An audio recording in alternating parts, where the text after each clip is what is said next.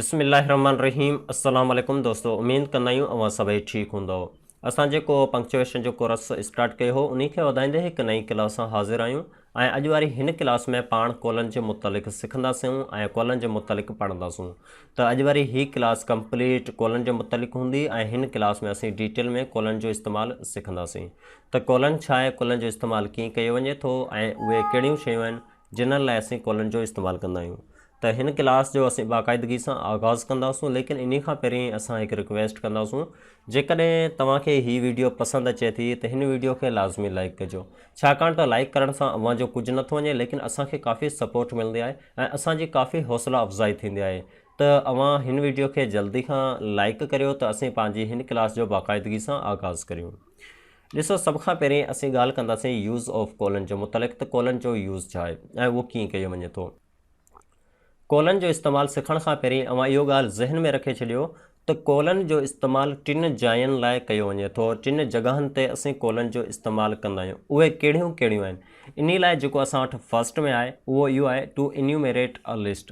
कंहिं बि लिस्ट खे इन्यूमरेट करण खां पहिरीं असीं कॉलन जो इस्तेमालु कंदा आहियूं। उहो कीअं कंदा आहियूं, इन्यूमरेट छा आहे, इहो असीं एग्ज़ाम्पल में तव्हांखे डिटेल में सम्झायूं था। लेकिन जेको नंबर 2 आहे उन में चयो वियो आहे to introduce a quotation. Quotation खे इंट्रोड्यूस करण खां पहिरीं वारो जेको बि सेंटेंस आहे उते पिणु असीं कॉलन जो इस्तेमालु करे सघूं था। मतिलबु त को बि सेंटेंस आहे, उन खां पोइ को ॿियो सेंटेंस आहे ऐं उहो सेंटेंस कोटेशन मार्क में बंदि आहे, त इन खां पहिरीं वारो जेको सेंटेंस आहे उहो सेंटेंस असीं कोटेशन मार्क में हणे सघूं था। इन खां पोइ जेको आहे सो टे में असां वटि आहे to mention the time and ratio. Time ऐं रेशे खे मैंशन करण लाइ पिणु असीं कॉलन जो इस्तेमालु कंदा आहियूं।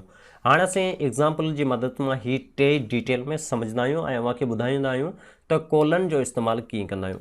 इन लाइ असां वटि जेको नंबर 1 ते एग्ज़ाम्पल ॾिनो वियो आहे उहो एग्ज़ाम्पल ही आहे आई हैव मैनी थिंग्स। मूं वटि केतिरियूं ई शयूं आहिनि। जेकॾहिं आउं ॻाल्हि हिते ख़तमु करे छॾियां त असीं हिते फुल स्टॉप जो यूज़ कंदासीं, लेकिन हिते आउं उन्हनि शयुनि जा नाला पिणु वठां पियो त असीं हिते फुल स्टॉप न, हिते कॉलन जो इस्तेमालु कंदासीं। उमेद कंदा आहियूं अव्हांखे इहो सम्झ में अची वियो हूंदो त कॉलन जो इस्तेमालु कीअं कयो वञे पियो इन्यूमरेट लिस्ट में। इन्यूमरेट लिस्ट में असीं कॉलन जो इस्तेमालु ईअं करूं पिया छाकाणि त असां चयो आई हैव मैनी थिंग्स, मूं वटि केतिरियूं ई शयूं आहिनि। एतिरे ताईं हिकु सेंटेंस आहे, लेकिन उहे शयूं कहिड़ियूं आहिनि उन्हनि खे पिणु आउं बयानु करां पियो, तॾहिं असीं हिते कॉलन जो इस्तेमालु कंदासीं। जी मूं वटि बुक्स, पेन्स, मार्कर्स ETC। मूं वटि किताब, पेन, मार्कर वग़ैरह वग़ैरह आहिनि। हाणे हिते असां अव्हांखे हिकु ॿी ॻाल्हि पिणु सेखारूं था, उहो इहो आहे जेकॾहिं इन्यूमरेट लिस्ट में जेको बि लफ़्ज़ हुजे उहो लफ़्ज़ सिंगल हुजे, सपोज़ हिते बुक सिंगल आहे, त हिन लाइ छा कंदासीं, बुक जो पहिरियों जेको बि लेटर हूंदो उहो लेटर हमेशह असां NDBC जो लिखंदासीं। बुक NDBC जो B, पेन NDBC जो P, मार्कर NDABC जो M। ठीकु आहे। इन हिसाब सां जेकॾहिं 2 लफ़्ज़ हुजनि इन्यूमरेट लिस्ट में, 2 लफ़्ज़ हुजनि, त असीं छा कंदासीं, पहिरियों अल्फाज़ जो पहिरियों लेटर वॾी BC जो लिखंदासीं। उहो कीअं लिखंदासीं, हिते असां इहो सेंटेंस ॾिसूं था। There are 3 types of tense. टेंस जा 3 टाइप आहिनि। जेकॾहिं आउं ॻाल्हि हिते ख़तमु करे छॾियां त हिन जाइ ते असीं फुल स्टॉप जो यूज़ कंदासीं, लेकिन आउं टेंस जा नाला पिणु बयानु करियां पियो, तॾहिं असीं हिते फुल स्टॉप न बल्कि हिते असीं कॉलन जो इस्तेमालु कंदासीं। जीअं प्रेज़ेंट टेंस। हाणे प्रेज़ेंट टेंस में 2 लफ़्ज़ आहिनि, हिकिड़ो प्रेज़ेंट, ॿियो टेंस। हीअ 2 लफ़्ज़ अची विया इन्यूमरेट लिस्ट में, त असीं छा कंदासीं, पहिरियों अल्फाज़ जो पहिरियों लेटर असीं वॾी BC जो लिखंदासीं। हाणे जेकॾहिं सिंगल हुजे त असीं छा कंदा आहियूं, पहिरियों लेटर NDABC जो। जेकॾहिं ग्रुप हुजे, हिक खां वधीक लफ़्ज़ हुजनि, तॾहिं असीं पहिरियों लेटर कैपिटल में लिखंदा आहियूं। चलो हाणे असीं हिकु ॿियो एग्ज़ाम्पल ॾिसंदा आहियूं। हिन एग्ज़ाम्पल में चयो वियो आहे my dad says never hurt anyone. मुंहिंजो पीउ चवे थो कंहिंखे बि हर्ट न करियो। हिते असीं कॉलन जो इस्तेमालु छा लाइ कयो आहे, जॾहिं त ही इन्यूमरेट लिस्ट न आहे।